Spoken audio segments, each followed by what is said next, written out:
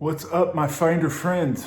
It's the last day of 2019, and just got finished here with today's workout. It's called Montoya, and it was a pretty good workout for sure. I'll tell you how I kind of scaled it a little bit. Instead of the chest to bar pull-ups, I just still did banded pull-ups. I'm still working through trying to get some of those strict pull-ups developed, the lats and kind of that pulling power. So for me, it was a good sub to do the banded pull-ups today, and then hit the strict dumbbell presses. Actually, I did those first, and then the pull-ups. But instead of the handstand push-ups, I'm still doing strict dumbbell presses and kind of developing that pressing power. You know, at 280 pounds, getting up into the handstand position is pretty hard, and I can do some wall walks and things like that, but that really is about the top of where I'm at with handstand push-ups or handstand walks or anything like that. I'm pretty much sticking to doing wall walks, and still kind of developing that skill set. So for me today, strict dumbbell presses were the way to go. I used 40 pounds. When I want to go heavy with dumbbell presses, 50 is a good weight for me that I can cycle through, break it up into a few different sets. But today I really just wanted to work on the heart rate and just kind of keep moving. So I went to 40 pounds dumbbells on that. And first set, I think if I remember right, I went unbroken. And then second and third set, I did broke it up 8 and 7. And then the 15, 12, 9 row calories, and then I also did the bike calories on the Rogue Echo bike, and all of that was really good, and cycled through. Instead of the toes to bar, I did the hanging knee raises, and I'll share kind of a little bit of how I would sub that out, if needed at my heaviest. When I was in that 400 plus pound range, I found that there were some substitutions to toes to bar that worked pretty good for me. The first one was just lying down on the floor and holding on to something and just doing knee tucks. And I would just do that. Sometimes I would switch to just doing scissor kicks, flutter kicks or something like that. But even just laying on the floor and doing the knees to my chest and stuff really were helpful. And then when Christmas, Santa brought me these amazing ab strap things from Spud Inc. And I love these. I actually saw Brian Shaw, the 4-time world's strongest man. He was using these, and he weighs like 430, 440 pounds at the time. And they were holding him up, and he was doing knee raises and stuff. And I thought, man, if they can hold that guy, they could definitely hold me. So I ordered me a pair of those from Rogue. And man, they were great, because I got to the point where I could lay down and I could do the knee raises, on the floor pretty easily. I could do most, scissor kicks or bicycle kicks or something like that. And I just needed that next level of challenge, and the ab strap knee raises were that next level.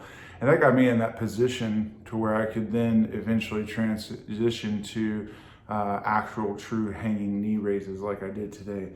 And when I first started doing those, I could only do maybe 1 or 2, and then I had to let go. And now I can usually cycle through about 15 at a time. So those are getting better for sure. The next 15, 12, 9, the row and the bike, it was just all about moving today.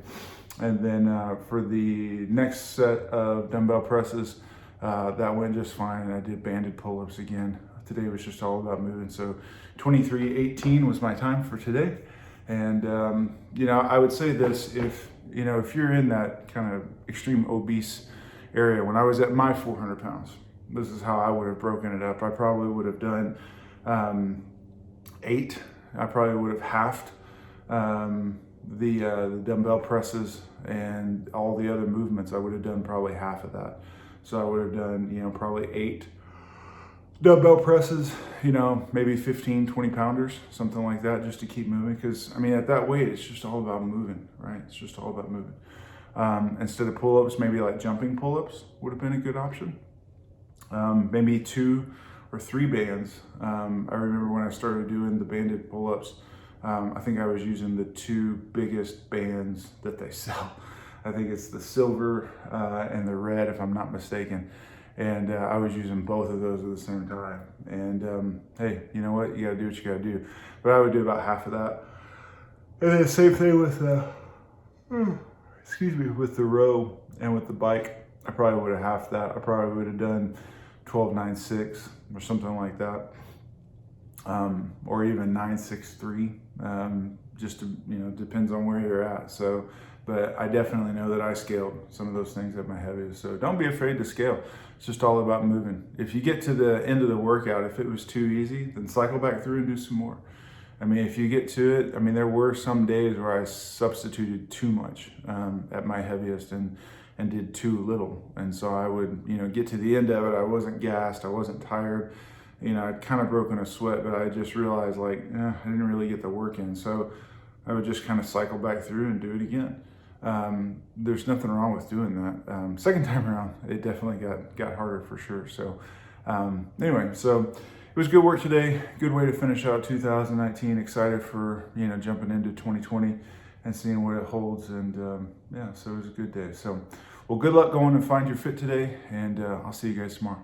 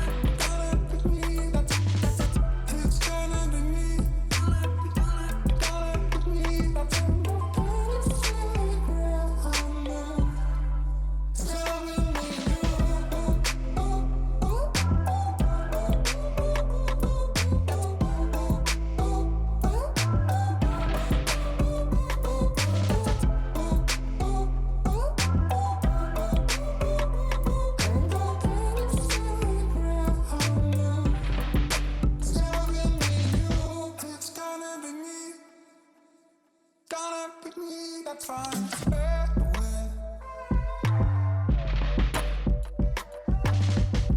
Feeling is strong.